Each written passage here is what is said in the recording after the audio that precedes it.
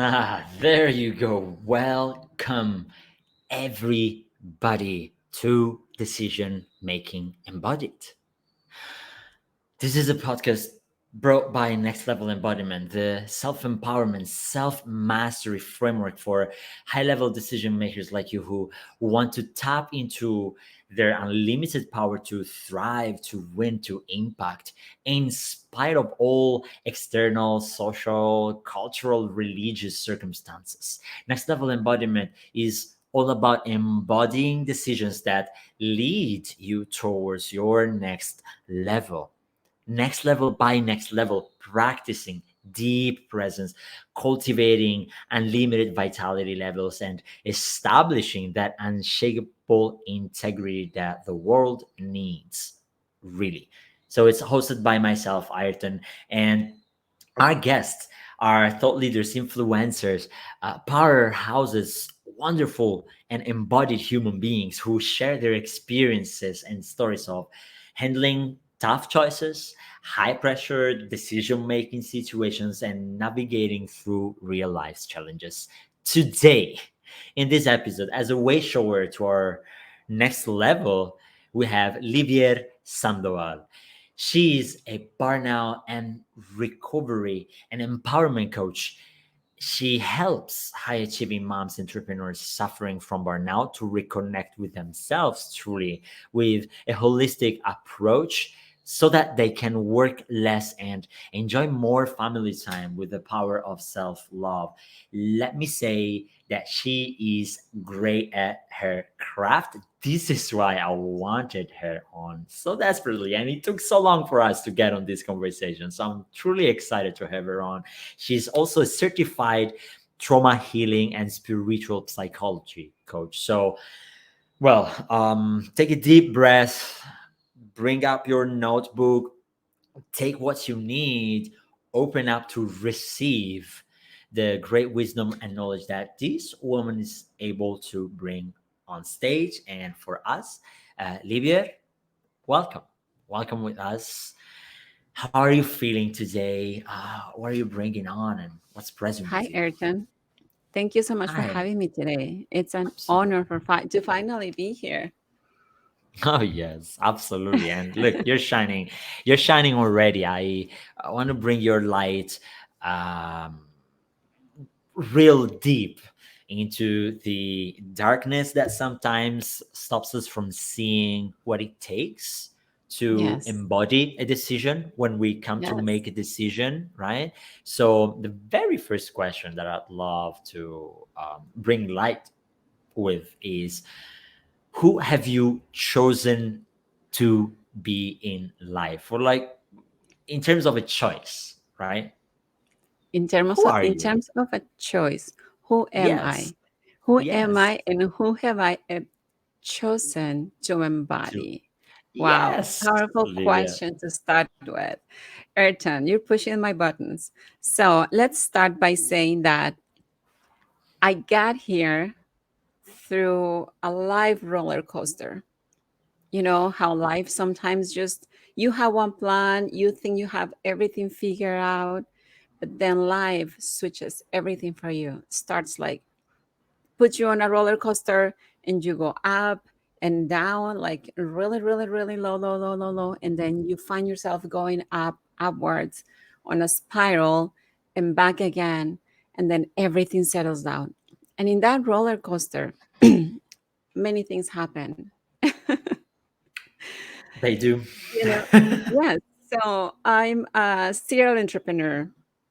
I've been an entrepreneur for more than 15 years and learn a lot of things in this path of entrepreneurship. I'm a mother of three adults, no adults, children, teenagers. But so in this life that I got to live, to experience, what I found is that I had all these different social labels that now I get to describe as dimensions. So in this multi-dimension that I find myself in, it's like I'm the daughter of, I'm the sister of, I'm the wife of, I'm the mother of, I'm the owner of that business. I'm the boss of. So, with all these social labels, at the end of the day, who am I? Who have I chosen to be? And in the morning, when it's time to get up, even if I don't want to, that single piece of me that says, this is your life. Who are you choosing to be today? And I am choosing to show up as me. I've discovered that I have a mission bigger than myself. I have discovered that all the turmoil that I've been through has a purpose. And I've decided consciously to embrace that purpose and to make it a mission. To not just show up empowered for myself, but to inspire others and to show up for other women that are going through the same roller coaster in life and they need that light. Because at some point, I needed a light, someone to pull me through from that roller coaster. Mhm. And now I am becoming that light for many women. Beautiful. I am honored to have you here, and I know someone got indeed triggered. You touch Yes, someone else's button. That's the goal in here, and indeed, all what you've shared is a choice. It's it's a choice. an embodiment of you, but it didn't just happen. You shared of getting up in the morning, and every time you get up in the morning, you need to repeat that. Yes. So how comes you choose that every morning? Like, what happens? Uh, What let happens me when let I, me give let me give a line here. We like to yes. discuss the science of decision making. What's behind decision making, Hmm. and Yes. what makes us make the decisions we make. Right. Yes. So every morning there's something that happens, and you got to make that choice again and again and again, and sometimes there's so many people, and I know about the listeners, all decision makers, all entrepreneurs, or people who go for that impact and want to make a difference, and it's not that easy. And very often, and I speak for myself as well, we get up in the morning maybe, and I mean, maybe it would be easier to just go back to bed. Getting up and then it's like, yeah, you know what, I'd go back to bed. So what Yes. happens for you? What? What happens? So, when you wake up, I usually like to set up my intentions before I go to bed. And thank God my connection with God it's been improving a lot over the years and over time. And when Mhm. I set my intentions at night, I'm going to get up, I'm going to wake up refreshed, and I'm going to start working on this project. Setting the intention is key. So if I go to bed without setting an intention, obviously in the morning, I feel like I have no purpose. So Ooh. if I find myself in that line, in that fine line where I feel like there's no purpose of me getting up early, I'm just going to stay in bed one more hour until the kids get up. Then, you know, the rest of the day, I'm regretting it and I'm creating a level of frustration with myself because I didn't show up for myself. That additional hour, 1 or 2 hours, sometimes 3 hours, if I don't get up and show up for myself, I feel that I have come actually to accept my decisions and accept the consequences of my choices. So I didn't get up early, so this is the consequence. So I'm just gonna let it be for today, and that's it, right? I Uh-huh. accept it because I'm not going to create that extra layer of self sabotage that I used to run, that is so familiar to me, that is so easy to get to go there.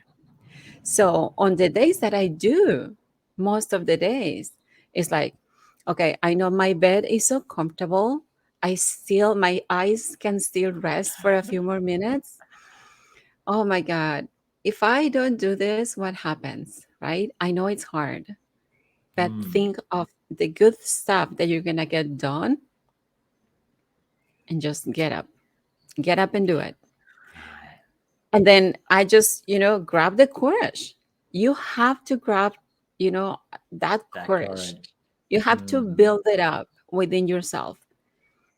It's I learned built. a long time ago. Yes, I learned a long time ago that you need to be able to speak to your brain more than what you listen to your brain. Because our brain is going to Ooh, going to want to stay comfortable. good one. Yeah. And staying comfortable is a dangerous place. So I speak Okay. to my brain. I speak to Mm-hmm. myself. Mm-hmm. Mm-hmm. And that's no. Keep going. Keep going. I Yeah. actually would have recap. Would have pulled it back and was like, okay, let me see here. So you were doing it. You speak to your Yes. brain. You speak to yourself. I speak to my brain. I speak to myself. I know I have a purpose. I know it's bigger than me. And I know that my Hmm. physical body wants to stay comfortable and comfy and warm and cozy. And just 5 more minutes, that is going to turn into 1 hour.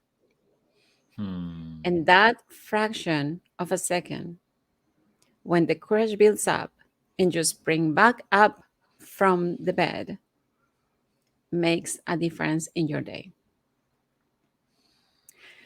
Yes. I went to boarding school when I was a teenager, and we used to be woken up by a bell, like 7 in the morning.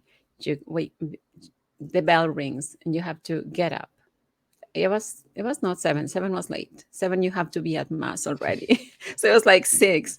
So so get up, and I was like, don't even think about it. I mean, it's like is is the blessing of the first second. Like, get up with the blessing of the first second is a blessing. The first second that you wake up, spring back from the bed. Wake up is a powerful moment of your day. Hmm. Don't think about it. Don't procrastinate it. Just do it. Hmm. And The programming first and yourself second to step. get up to either the sound of your alarm, or sometimes, many times, I say, I'm going to wake up at 5 in the morning, and I call it spirit, God, my angels. They wake me up 15 minutes before my alarm. And sometimes I don't even set up an alarm. And I was like, I'm just going to set my intention. God, universe, angels, wake me up when my body is fully restored, fully recovered. I'm going to wake up full of energy. And so it is. Sometimes it's Hmm. 3:30 in the morning and I'm awake, full of energy, fully restored, and my brain And and you my actually mind get is just, up. yes, And you yes, actually and get get up up. and do it. You ask for it, You ask for and I get it. and look, and this is the whole. So in everything you share, there's something to learn and something to be inspired by. And I cannot take it from the beginning. That is the night before. Hmm. It starts the night before it starts. Yes, When you set that intention, the decision is made before the actual subconscious can kick in, and you're tired. I yes, mean, you're tired, and you wake up, and so you're in that limbo. And I mean, it's sort of harder, but you win up front. yes, yes. Hmm. Intention is power. You set that intention at You night, set the and intention, and absolutely it then, is power. yes, and everything works for you. Hmm. Hmm. Okay. And so, okay, as you set the intention, Hmm. um, I do see that in the morning, there's a question that you run as you make the decision to get up and to go for the day. You set the intention, you know what you want, but the question you asked earlier was, what happens if I don't? Right? So there's Hmm. both sides of Yes. what happens if I make this decision, if I take action on the decision that I make, Yes. and what happens if I don't take action on the decision that I made, right? Yes. What do So you you feel have to be drives you able. most? I'm sorry, can you say that again? What do you feel that drives you the most of the two? What happens if I do? What happens if you do? Yeah, Yes. What happens that if I needs to be do? clear. This morning, I was like, okay, I can just stay here because I didn't wake up before my alarm. I woke up Mm-hmm. with the alarm. That means Mm-hmm. that my body was tired, Mm-hmm. that it could use still a few more minutes, right? Yeah, But the I, few but more I minutes. made that conscious choice, and I was like, no, I'm going to get it done. I'm going to get up. Yes, I understand that my body feels tired. I understand that I can still use some more time to sleep. Mm-hmm. And I did the math. I've been in bed for 7 hours. My body is fully rested. And then I went into gratitude. I'm so grateful for this warm bed. I'm so grateful, so grateful, so grateful. I started listing all my gratitude. And I'm so Mm-hmm. grateful for the many things that I'm going to get done. Mm-hmm. And I decided to get up. It took me a few minutes. I'm not gonna lie. I didn't spring back from the bed like all energized and all that. No, I still got up a little tired, a little, sluggy. Just But I sleeping is like, came yeah, and started that's. doing my work, and I feel good that I did. Mm-hmm. And this is the point that I feel so often is missed when it comes to making a decision, um, because people do make most of decisions, and this is what I noticed, like in conversations. I mean, the ones who don't get what they want, they make the decisions based on what they don't want, like how to get away from that, and that's what they are driven by, almost are pushed by, but they don't necessarily have that intention that they know what they get if they do what Yes, they choose to do, if they yes, are who they choose to be. And this is a paramount element that I am finding in this conversation with you, and that's what you tell your brain yes, versus listening to the brain worries and yes, like, you tell yes, your and brain and the whole time. yes, yes, and it's an important distinction here because in order for you to start talking to your brain, first you need to be able to observe and to witness your Mm-hmm. thoughts, your emotions, your Mm-hmm. reactions. So, in order for you to start talking to your brain, first you need Mm-hmm. to be able to observe. If there is one thing I always tell my clients and whoever shows up to my webinars, to my masterclasses, is if there is one thing that you could take away from this teaching is to learn how to become the observer. Hmm. Only when you become the observer, you can start taking these intentional choices to make changes. And it doesn't have to be a 360-degree transformation. It doesn't happen like that. We need to stop that No. magic pill of immediate gratification, right? It's a gradual change. The more you do it, you build the muscle, you become better and better. You start observing your thoughts. Where did that thought come from? Is it my brain, or is it my intuition, or is it my ego? Is it just a rationalization? Is it implanted because of the news? Is it implanted in my subconscious? Is it because of my family, of cultural beliefs? Where is it coming from?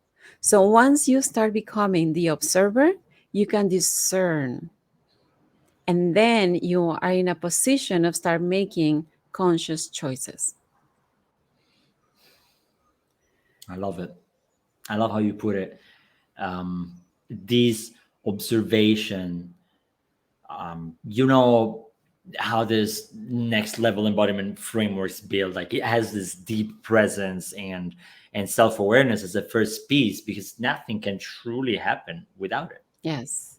As you're Yeah. saying, it starts from there. Like if there's one thing that you want your crowd to take away is, hey, observe yourself. I mean, in order to Yes. embody what you want to embody, you need to know what you want to embody, know where you're at, to look at Yes. yourself continuously, and to unpack. Don't believe, almost don't believe what you believe. Stop Right? believing what you believe. You look at it Yes. and choose it and pick what the beliefs are. Yes, and it's Mm-hmm. hard. I mean, it can sound easy to say stop believing what you Oh, believe. Who wants that? Maybe no one wants to stop believing what we believe in. You know, it took us so long to get here with the belief systems that we have that is natural for us. It's natural to react the way we react. It's natural to make the choices we make every single day. It's a habit. It's a learned habit. It's practice, it's a muscle that we have built. All hmm. these programs that we run every single day, the way we see, the way we speak, the way we present ourselves, it's a learned habit. So, in order for us to say, stop believing what you believe, it's like, why? You know, Hmm. it's part of my identity, it's part of who I am. Why should I want to stop believing what I believe? Hmm. What question would you ask then? What To question will I ask? would you ask to actually challenge? Because yeah, why should I? Well, What the first question, thing counter here, question to this? yes. What I will ask is at the end of the day, when you're going to bed, Hmm. who are you? In that moment, when either your husband or your wife is next to you, they're asleep, your children are in bed, your parents are safe at home, everybody's in their own place. When you are about to go to sleep, when you're dreaming, or the first thing you wake up in the morning, or if you wake up in the middle of the night, who are you? What did you want? What is it that you really, really, really want, and you're being denying that desire within? I'm not asking you to stop believing whatever you believe. What is that desire within you that you've been neglecting for the longest time? And what do you need to believe to become that? What do you need to believe in order to achieve that goal? What do you need to believe to create that reality for you? And when you start implanting those thoughts, the curiosity of who am I really want to be? Who am I at the end of the day? And what is that desire that I've been neglecting? Then you start opening up the possibility to start a new belief and to start creating a new reality for yourself. And leave alone whatever you need to stop believing. You're going to create a new belief, period. Hmm. And Hmm. then eventually you're going to forget that you used to believe that in the past, right? The other thing, Yeah. absolutely. Otherwise, we get into a resistance because if I tell you, you need to stop believing this, it's like, why? And we build a wall. As humans, we're against someone else is telling us what to do and what not to do. I have my Hmm. own free will. Why will I pay attention to what you're saying? Right? Hmm. We create a wall and then we prevent the change to actually happen. And so, more than having others ask, telling you not to believe what you believe, what I do see is that through self awareness and observation, you do see beliefs that are not serving you, right? And Yes. so,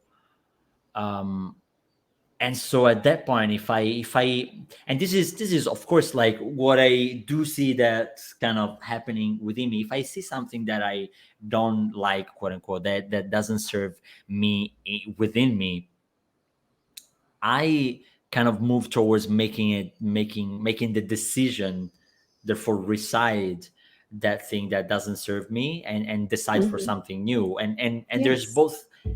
both things happening at the same time, like putting something aside and putting something in, that serves me. So this is where that sentence, stopping to believe what I believe, comes in. But it Yes. must come, and I do see what you share. It must come with the what serves me then. Yes. Because like, okay, I extract something and I put it aside. I leave a hole. I Hmm. leave a blank. I need to have something that replaces it, right? Uh, and ideally would be something that serves me. And Um, not necessary to replace it, but because it's not, we are not just replacing one with another. We are mhm. evolving. That means we are Mm, building on top of what we already believe. We are building on top of what we already know, yeah. right? That's part of Mm, evolution. yeah, We yeah. cannot Just build electric cars without understanding that building way. a manual car, right? We cannot build like internet without electricity. So we are only building on top of what we already know. Hmm. Yes, And yeah, yes, many yes. times we Understood. just need to go and reprogram our subconscious. And in that reprogramming, we are just switching the way we see, switching the way we perceive our beliefs. You know, if we used to believe that Hmm. Santa Claus existed, we switch that belief to a different one, Hmm. right? Hmm. So, I want to take it from something that you do, a lot with your clients, with your community, right? And that would be, I'm going into dealing with trauma, right? When you Hmm. deal with trauma, Hmm. you do have a habituated approach to your own life and reality that was Yes. built way before, Hmm. because that was your subconscious decided that was what you needed to embody in a way to feel safe, right? Yes. To be okay. I mean, if I actually decide to do this and keep on choosing this same way of behaving, I'll be fine, quote unquote. And that doesn't work anymore, because you uncover trauma, you're not happy with it. It's like, okay, that doesn't work with me anymore. That's sort of like what happens in the brain at that point. So, um, when it comes to trauma, and embodying a new decision and choosing different than trauma, um, how do you go about it? Well, and it's not choosing different than trauma because many times we don't even know we have trauma. Trauma Hmm. has been categorized as something like on the end of a spectrum, you know, that something Hmm. terrible happened, like a traumatic event. However, trauma is not what happens to you, is what happens within you. And there's also Mm. not such a thing as big trauma and little trauma.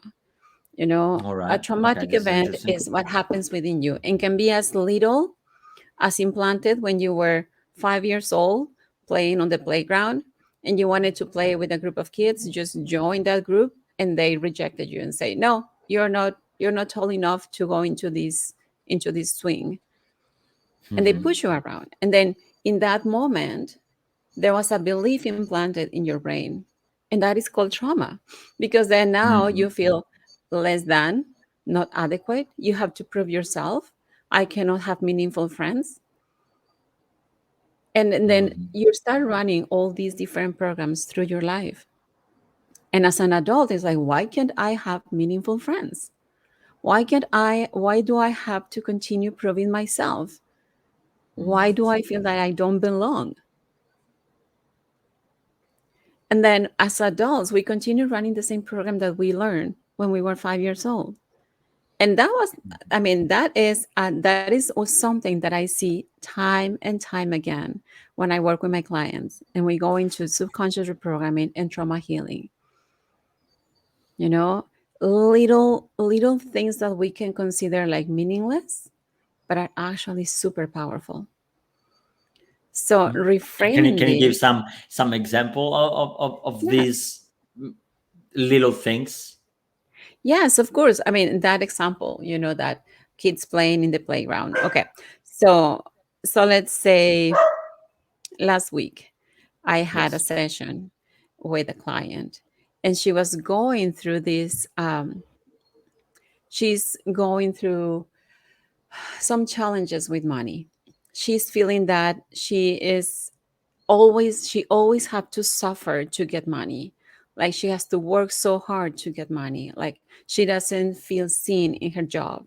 She feels that she has to do so much in order to get a little bit more money, and all Mm. these limiting beliefs. And it is a reality. It's not something that she's making up. It's hard to make money for her. It's hard to be seen by her boss so that she can get a raise, and it's hard for her to even speak up and say, hey, i've been I've been in this position for so long. I've created all these results. I deserve a raise, right? So it's hard, and not just for her. I speak for many women that are in the same Mhm. position, but this is a constant.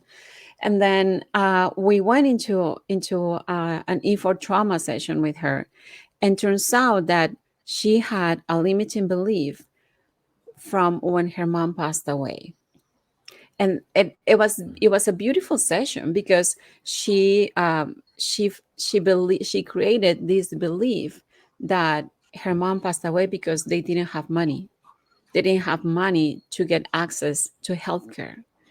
And in all that period, she implanted those beliefs, and Hmm. now she is like continuously running this belief that getting money is hard. And then how this is manifesting in her life right now, so many years after her mom passed away. And also there was some traces of unprocessed grief, which is another big part of what I do. I help people process their grief, because it's a very common situation that when I go into the subconscious and start opening up these traumatic events and trying to defragment what's holding you back, I find like 90% of the time unprocessed grief. So trauma and unprocessed Wow. grief go hand in hand. Hmm. Yeah, and process grief, then like the loss of something, and we perceive it, we hold it, we hold it Yes, in our body, like yes, we indeed, and we embody it. It is in there, and it runs our decision making. yes, yes. Mm. So it's Powerful. amazing, and we don't even know. I mean, the way this lady was explaining the way her mom passed away. By the time she passed away from cancer, everybody was in a peaceful state. Like they came to acceptance, and it Hmm. seemed like it was an ideal way of transcending from this plane. However, there was all those limiting beliefs implanted in the subconscious. And then once we peel off all those layers, once we reprogram the subconscious mind, once we went in and created new positive affirmations, oh my gosh, she came out like renewed, transformed with a new glow. And every time I see that, Ayrton, my heart lights up on fire. It's like, Mm. yes, this is what I love. This is what I was meant to do. This is what I yes, this is my purpose. This is It's what why you're I show here up for. for Mm. myself. This is what I show up for myself. Period. This is why you get up in the morning. This is why I get up in the morning. That's correct. Hmm. I love it. I love it, Livier. Thank you for sharing this. I do believe that the message came clear across the screen, the audio device, whatever you guys are listening this message through. I hope that you're well taking notes, or anyways seeing these through your lives, because what Livier is sharing is not so. obvious. Lately, yeah, there's all these big T's, multis, trauma talk going on, and I'm a trauma informed coach as well. But it's crazy how there's so much conversation that creates fog and blurred lines around what trauma Yes. is. But I do believe that you described it powerfully, and also, yeah, it tied so well with what we are trying to understand better, like the decision making processes that we go through. Yes. And Yes. coming from this perspective, right?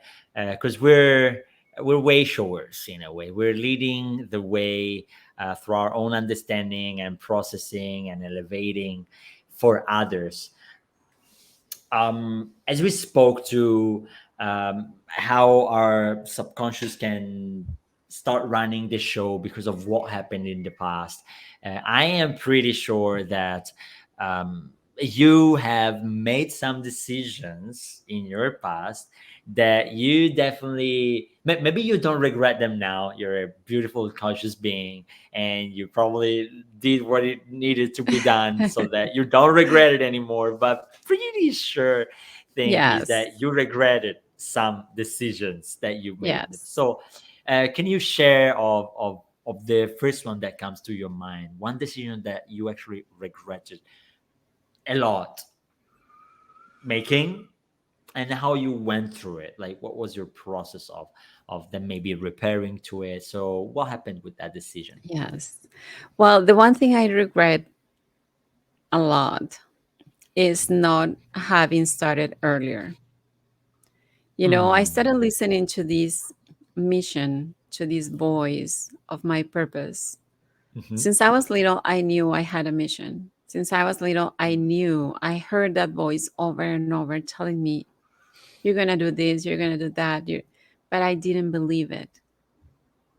It was easier to listen to, my small town in Mexico cultural beliefs that, you know, you you get married, you do the house chores, and that's it. You raise your children, and that's it.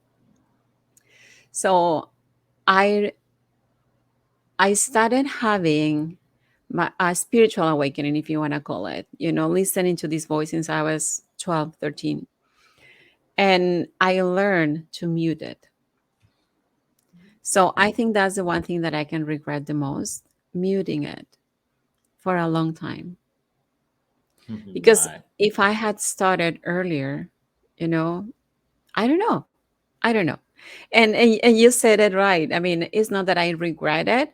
I acknowledge that I've heard it before, and I acknowledge that I could have started earlier. And then now that I'm like embodying this mission, embodying this voice of my intuition, and following and allowing to be guided, I know how many things are unfolding in a perfect way. And even that muting, that intuition, and that power that I felt within, it was with purpose. It was with purpose. Mhm. So, yes, I do regret that, but I see also the benefit of coming to this point of my life where I now can embody it. Yeah, it was definitely with the purpose, and it built strength. Yeah, Yes. it built a Yes. strength in you that it needed for you to actually keep on making over and over and over the same decisions Yes. and embodying it, keeping on the choice of you not muting. So yeah, Yes. welcome. It's beautiful, Libier. And I do know that there are so many that resonate with what you said. There's so many humans around. This is why I do podcasting. This is why I'm on this calling and journey, like the coaching journey, as you are. So I know that many of the ones who are listening are muting some of their voices. Um, what would you tell them What I said earlier, Ayrton, become the observer. Become the observer. So we stop muting our intuition. So we stop muting our purpose and we stop muting our mission. Mm-hmm. And now that I help women with burnout recover from burnout, what is Mm-hmm. burnout?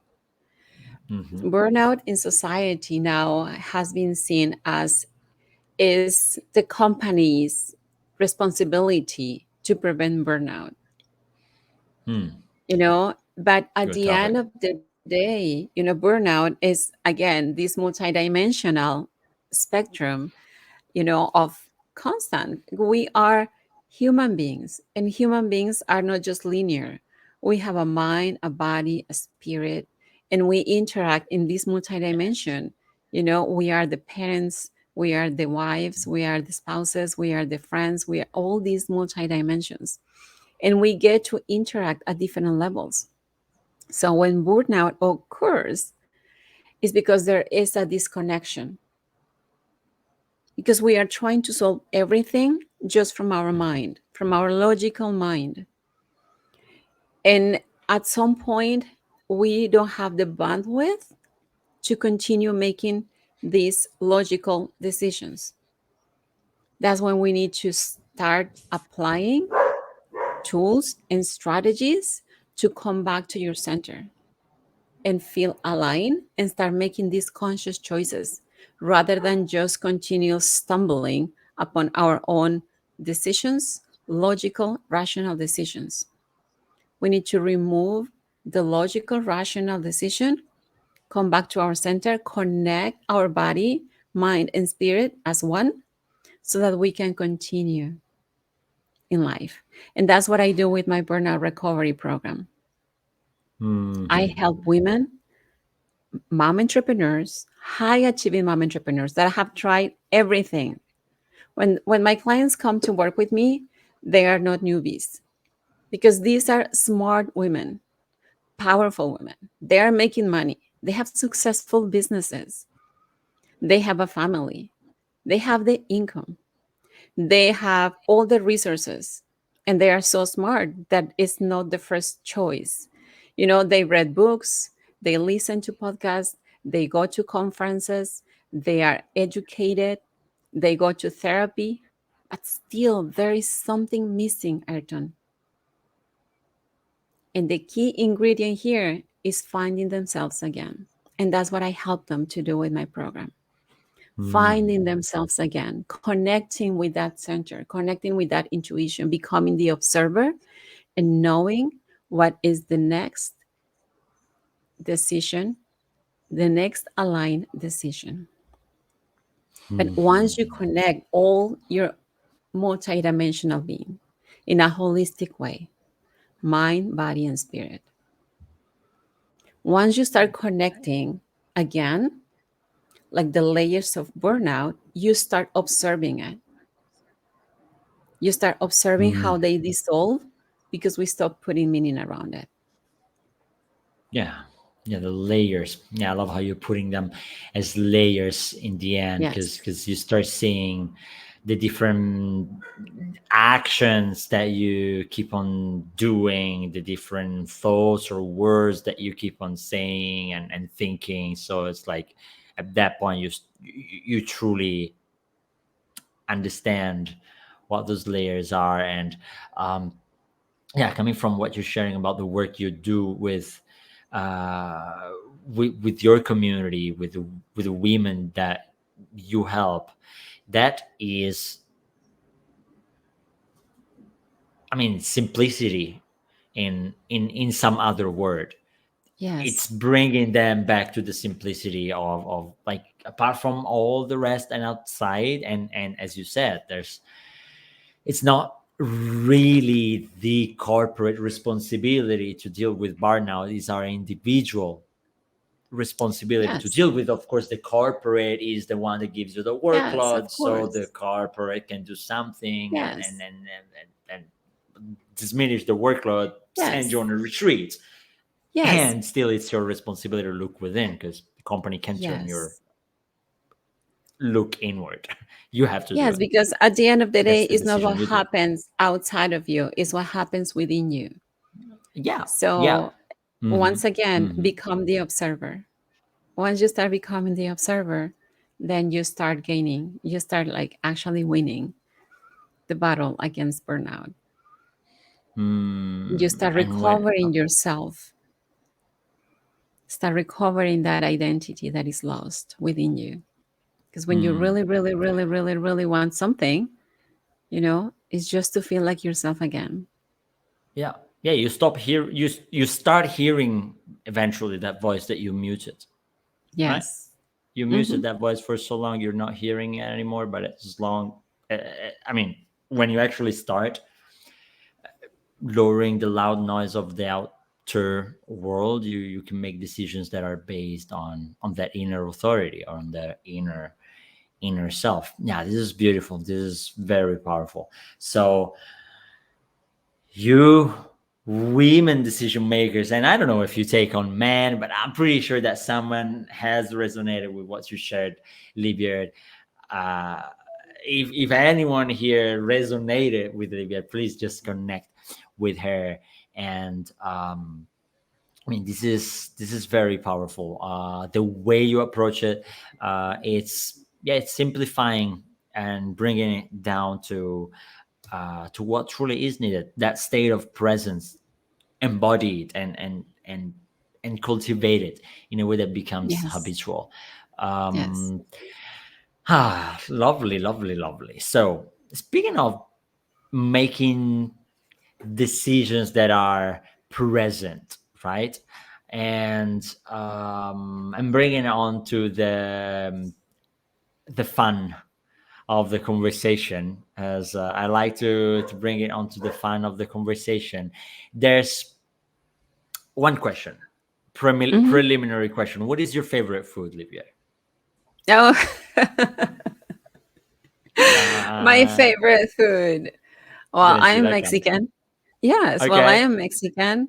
So yes, I love beans. you love Period. beans. You love I love beans, beans. period. Okay, okay, okay. Yes. No, I mean, So, and all Mexican food is delicious, but oh, I agree. I agree. just I because lived it in reminds Mexico. me, of home, it reminds me of the comfort food.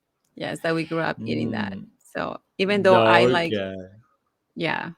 Oh no, give me that. Give me that. Someone else No, no, coming. no. I mean, yes, like for a long time I was like, no, no. I mean, it's so basic. But now it's like I can eat it every day and I don't get It tired of it. reminds you of home. Yeah. Yes. Yes. Okay. Okay. So, so it's hard. So it's hard because I was going towards the direction, but you made my question harder here. Let's see how to have. So okay, you have your favorite food, and your Mm-hmm. favorite food is the one that reminds you of home. Okay, Yes. and what's another thing that you truly love doing? Okay, what is Baking. another baking? Baking. Okay. Uh-huh. Okay, okay, baking. Yeah. So now you give you a choice. Mm-hmm. You need to make a decision. You need to make Mm-hmm. it quick because you've got the very last tacos with wonderful frijoles on earth Yes. that is there available for you. It's the Mm-hmm. last one, huh? Just that is a Yes. very important piece. And you have the choice to bake Yes. something for the person that you love the most Mm-hmm. in life, and you Yeah. know that this person has been waiting for that baking, for that Mm-hmm. cake forever, and it's the only chance you have to bake that cake for that person. So now you have this choice. You can choose one or the other. Mm-hmm. Which one you choose? I chose baking. You choose baking. Why? Yes. Why? I connect with my intuition when I'm baking. You connect with Big your time. intuition when you're Like baking. I connect with myself. It's like, yeah, I love it. I mean, and yes, and you mentioned, yeah, I mean, my kids love it. They wait for it whenever I'm baking something. They love whenever I make conchitas, a Mexican bread. So yeah, and it's a tradition. Like they learn how to bake with me, and they enjoy it. Hmm. So it's not just like a family connection. Uh-huh. It's also when I'm baking by myself. When I'm having a hard day, or if I have time, like if I haven't had a day off in a long time, that's like my decompressing activity. I So it start ties back baking. to that. Yes. Like I release all the energy and I feel like I'm myself again. I reconnect with my intuition big time. And then I get to enjoy some baking goods. Oh well, yeah. You see, I mean, wow. Yes, That's of course. there's right. Okay, okay, okay. Um, and now let's play with this. Let's play with this choice that you've made. Hmm. Okay, Okay. just a little bit more. Um, you chose the baking. The baking connects you to your intuition, Hmm. and there's that last tacos that anyway went lost because well you chose baking and you Yes. chose what you chose, um and you chose it for a reason. You chose Hmm. baking for that reason that you shared. Like it connects you to intuition, so intuition is very important to you, right? So Yes. there's some values here that come up. There's some, there's your kids that are waiting for it. Like there's all these important pieces. Now, Yes. of all these important pieces, you have to choose to keep one and drop another one, and we're playing Hmm. with decision making, okay? Yes. Yes. But there's these very important aspects of your life, and you can name two of what, of why baking is important. So you pick the top two. Hmm. Yeah, so Yes. why is baking important to you? Baking is important for me because, as I explained, not only I connect with my intuition, Okay, but I feel intuition. that, yes, and I reconnect with my mom. Ooh, oh, this is a tough one because now I'll Yes. ask you, and I told you we're playing with decision making here. Hmm. Now I'll ask you that you have to drop one and keep the other, and Yeah, because I you find reconnect yourself with in my front mom. of, Yeah, let's keep going. I reconnect with my so mom. so that's what you choose. You would let go of your intuition, like Hmm. no more intuition, goodbye. I choose mom. Is Yes. this what you're saying? Yes, because I mean, and they go hand in hand because my mom passed away 3 years ago, and I grew up baking with her. Just my kids are growing up baking with me. I grew up baking with her. So now that she's gone, I feel that not only I open up my intuition and connect with it, but through my intuition, I also connect with my mom.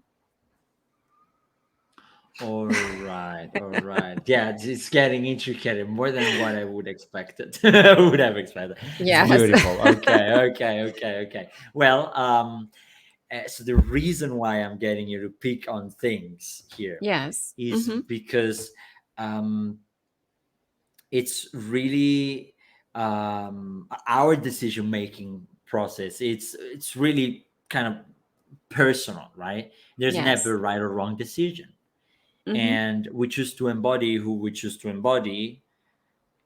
As you said at the beginning, you set your intention before to go to sleep, and then you Hmm. get up and you live by that intention.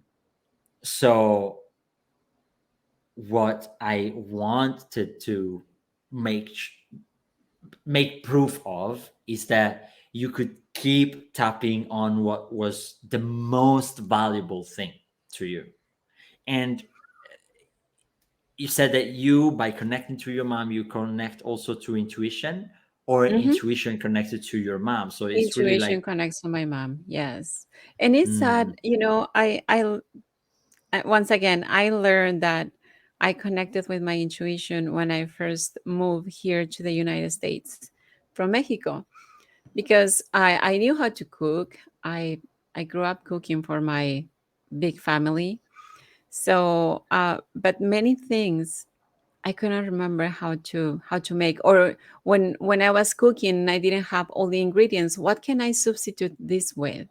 If I don't have these Hmm. ingredients, how can I make it better? Right. And then I started observing, this connection, observing this connection that I was getting. And I was actually channeling one of my grandmothers who has been deceased for many, many years. And I started listening to her when I was cooking. So, and I needed to be obviously in silence and at peace and by myself in order for this connection to be strong. So Mm-mm. I learned that that was my intuition, and I learned that every time I listen to that voice and follow that instinctive feeling, the food will come out good. So I started connecting intentionally, you know? Hmm. You see where And it ties. yes, and now after knowing that, my grandmother um, was teaching me how to cook her way, Of course. and now I get to connect with my mother in that way. And This is maybe a I don't beautiful hear her point. voice, I don't listen to that voice that strong, but I know that this activity brings me closer to her. It's something that you know, and therefore you're following something that takes you into a knowing.